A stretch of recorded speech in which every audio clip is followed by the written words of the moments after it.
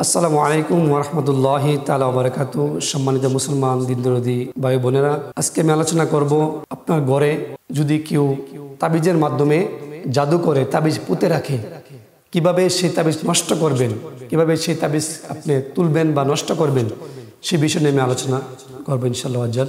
একজন শত্রু আপনাকে বিভিন্নভাবে ক্ষতি করার জন্য চেষ্টা করতে পারে। আপনাকে যদি সরাসরি ক্ষতি করতে পারে তাহলে সে সরাসরি ক্ষতি করতে পারে।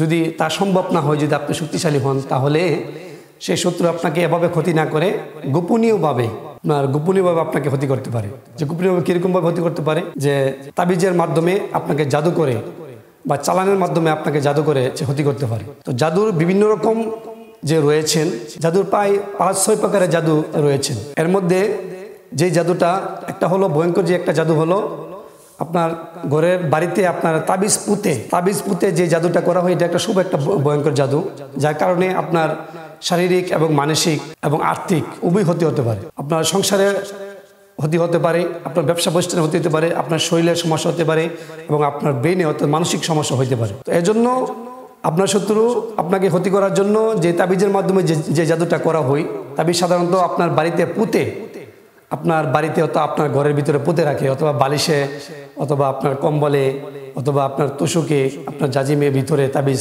এরকমভাবে ঢুকিয়ে দিই। তো এই তাবিজগুলো আপনি কিভাবে নষ্ট করবেন, কিভাবে এই তাবিজগুলো নষ্ট করবেন, সে বিষয় নিয়ে আমি আজকের আলোচনা করব। তো সাধারণত যাকে তাবিজ করা হয় বা তাবিজের মাধ্যমে জাদু করা হয়, তার সাধারণত যে সমস্যাগুলো থাকে আমি একটু সংক্ষিপ্ত আকারে বলছি, বিস্তারিত আলোচনা করার সময় অতটুকু আমাদের হাতে নেই। যে আপনার শরীর জ্বালাপোড়া করবে এবং মানসিক অশান্তি আপনার ভিতরে থাকবে, হাত পা জ্বালাপোড়া করবে, মাথার তালু জ্বালাপোড়া করবে, শরীরের বিভিন্ন অংশ জ্বালাপোড়া করবে এবং মানসিক সাথে সাথে তার মানসিক অস্থিরতা আপনার ভিতরে বিরাজ করবে। আপনি কখনো স্থির হতে পারবেন না। এবং স্বপ্নে আপনি খাইতে দেখবেন, যখন স্বপ্নে আপনি পড়বেন, তখন ঘুমের ভিতরে যখন স্বপ্নের ভিতরে আপনি খাইতে দেখবেন, বিভিন্ন জিনিস আপনি খান এবং স্বপ্ন খাওয়ার সাথে সাথে আপনি স্বপ্নে ভয়ঙ্কর স্বপ্ন দেখবেন। আপনাকে ভয়ঙ্কর যে স্বপ্নগুলো রয়েছেন, যেমন সাপে কামড়াচ্ছে, কালো সাপে কামড়াচ্ছে, কালো বিলারে, কালো কুকুরে দৌড়াচ্ছে বা কালো কুকুর দেখছেন, আপনার ছাদ থেকে পড়ে যাচ্ছেন, আপনি গর্তে পড়ে যাচ্ছেন, আপনাকে কে মারতে এসেছে বা ঝগড়াঝাটি, এরকমভাবে আপনি স্বপ্ন দেখতে থাকবেন। এবং আপনার রুজি রোজগার, সংসারের ভিতরে বরকত কমে যাবে, আপনার রুজিও বরকত কমে যাবে, আপনার সংসারের উন্নতিতে বরকত কমে যাবে। এবং যখন কোনো কাজ করতে যাবেন, সকল কাজে আপনার বাধা আসবে। আপনার কোনো একটা কাজ করতে যাবেন, সকল কাজে বাধা আসবেন। ব্যবসা বাণিজ্যের কাজ করবে, অন্যান্য কাজ করুন, যাই বলুন না কেন, আপনার এরকমভাবে আপনার কাজের ভিতরে আপনার বাধা আসবে। এবং আপনি যখন কোথাও বসবেন, হাটের উপরে বসছেন বা অন্য কোথাও বসছেন, দেখবেন আপনি নিচে পড়ে যাচ্ছেন, আসলে আপনি পড়ছেন না, তারপরেও আপনার মনে হবে যে আমি যেন নিচে পড়ে যাচ্ছি, এমনটা মনে হবে। এবং আপনার স্বামী স্ত্রী মধ্যে ঘরের ভিতরে ঝগড়াঝাটি থাকবে, একটু মন কষাকষি থাকবে, এমনটা হইতে থাকবে। এবং বিশেষ করে আমাদের মা বোনদের তাদের যে মাসিক রয়েছে, মাসিকের ভিতরে গণ্ডগোল থাকবে এবং অনেকের বাচ্চা হবে না, এমনটা মনে হবে। এবং আস্তে আস্তে আপনার শারীরিক অবনতি হতে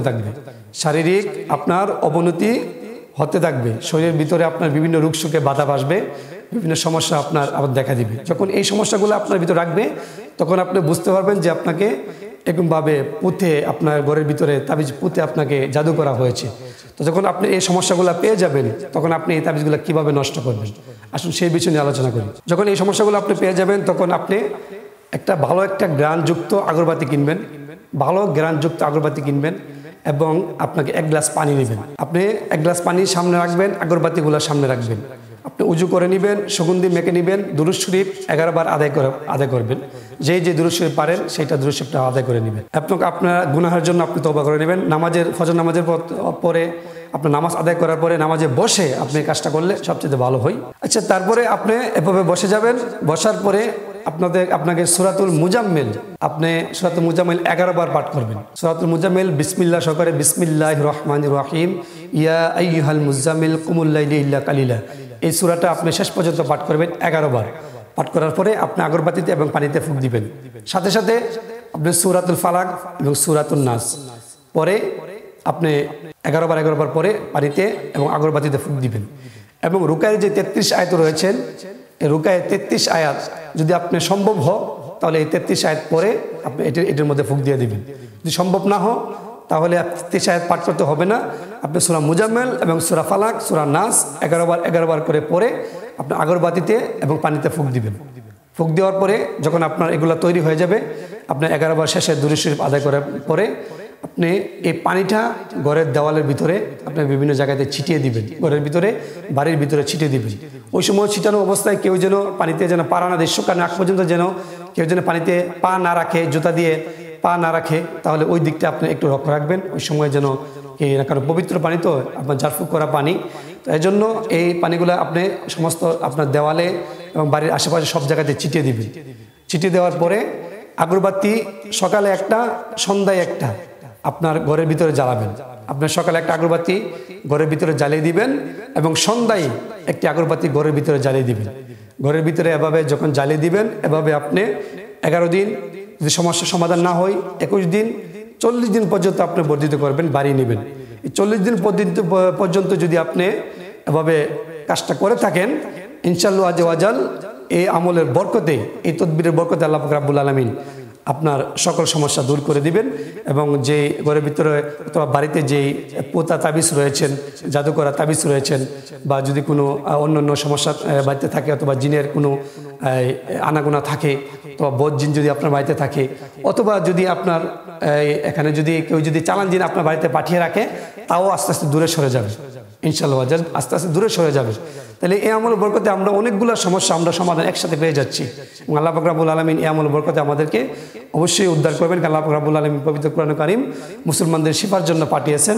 তো কোরআন কারীম দ্বারা যদি আমরা তদবিরটা করি, আল্লাহ পাক রব্বুল আলামিন আমাদেরকে অবশ্যই শিফা দান করবেন। তাহলে আমি যেই সমস্যা বলেছি, এই সমস্যাগুলো যদি আপনার ভিতরে পাওয়া যায় এবং চিকিৎসা যেটা বলেছি যদি আপনি সঠিকভাবে করতে পারেন, তাহলে আল্লাহ পাক রব্বুল আলামিন আপনার এই সমস্যা থেকে আপনাকে শিফা দান করবেন। আল্লাহ পাক রব্বুল আলামিন যেন সবাইকে আল্লাহ পাক রব্বুল আলামিন এই সমস্যা থেকে শিফা দান করেন এবং শত্রুর হাত থেকে যেন আমাদেরকে বাঁচিয়ে রাখেন। এবং রুহানির বদ তাওয়াজ্জু থেকে, রুহানির যেই বদ তাওয়াজ্জু রয়েছে, বদনজর রয়েছে, সেগুলো থেকে যেন আল্লাহ পাক রব্বুল আলামিন আমাদেরকে হেফাজতে রাখে। সবাই বলে আমিন।